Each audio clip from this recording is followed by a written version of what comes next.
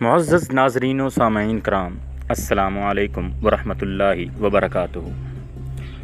اللہ تعالیٰ نے حضرت آدم علیہ السلام کو پیدا کرنے سے بھی پہلے کیا چیز پیدا کی؟ روایت میں ہے کہ حضرت جابر بن عبداللہ رضی اللہ تعالیٰ عنہ فرماتے ہیں کہ میں نے بارگاہ رسالت مآب صلی اللہ علیہ وآلہ وسلم میں عرض کیا، میرے باپ صلی اللہ علیہ وآلہ وسلم پر فدا ہوں، مجھ کو خبر دیجئے کہ سب اشیاء سے پہلے اللہ تعالیٰ نے کون سی چیز پیدا کی؟ آپ صلی اللہ علیہ وآلہ وسلم نے فرمایا، اے جابر، اللہ تعالیٰ نے تمام اشیاء سے پہلے تیرے نبی صلی اللہ علیہ وآلہ وسلم کا نور اپنے نور سے پیدا کیا، پھر وہ نور قدرت الہیہ سے جہاں اللہ تعالیٰ کو منظور ہوا سیر کرتا رہا، اور اس وقت نہ لوح تھی، نہ قلم تھا، نہ بہشت تھی، نہ دوزخ، اور نہ فرشتہ تھا، نہ آسمان تھا اور نہ زمین تھی، نہ سورج تھا، نہ چاند تھا، نہ جن تھا، اور نہ ہی کوئی انسان۔ جب اللہ تعالیٰ نے مخلوق کو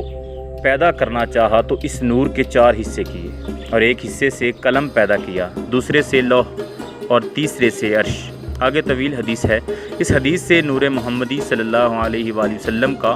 اول الخلق ہونا ثابت ہوا،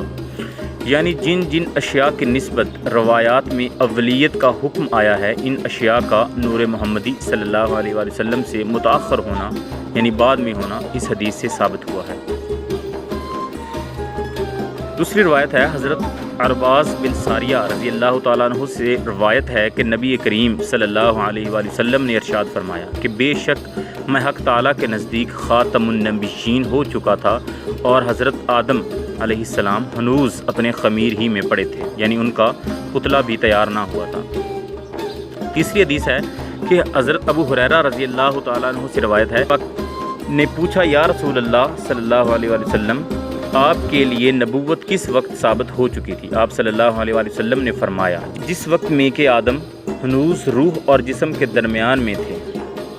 حضرت علی بن الحسین یعنی زین العابدین سے روایت ہے کہ وہ اپنے باپ حضرت امام حسین اور وہ ان کے جد امجد یعنی حضرت علی رضی اللہ تعالی عنہ سے نقل کرتے ہیں کہ نبی کریم صلی اللہ علیہ وآلہ وسلم نے فرمایا کہ میں آدم کے پیدا ہونے سے 14,000 سال پہلے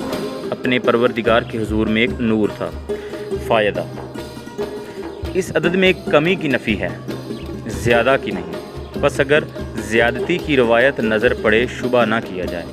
باقی رہ گئی تخصیص اس کے ذکر میں، سو ممکن ہے کہ کوئی خصوصیت مقامیہ اس کو متقاضی ہو۔ یہ نور تخلیق عالم سے پہلے ایک لامتناہی زمانہ تک عرش الہی پر جگمگاتا رہا، اور ملائے اعلیٰ کی فضائیں اس نور سے بقائے نور بنی رہیں، اور ملائکہ مقربین ان کے گرد گھومتے رہے اور اس پر پروانہ وار نثار ہوتے رہے۔ عرش الہی سے یہ نور حضرت آدم علیہ السلام کے جسم اطہر میں منتقل ہوا، اور یہی وہ نور تھا جس کی برکت سے حضرت آدم علیہ السلام کو تاج تکریم پہنایا گیا، اور انہیں سربلندی و سرفرازی نصیب ہوئی، اور نعمت الہی اور وراثت ربانی جیسی نعمتیں انہیں حاصل ہوئیں۔ وہ سب اس نور کی بدولت اللہ کریم نے انہیں عطا فرمائیں۔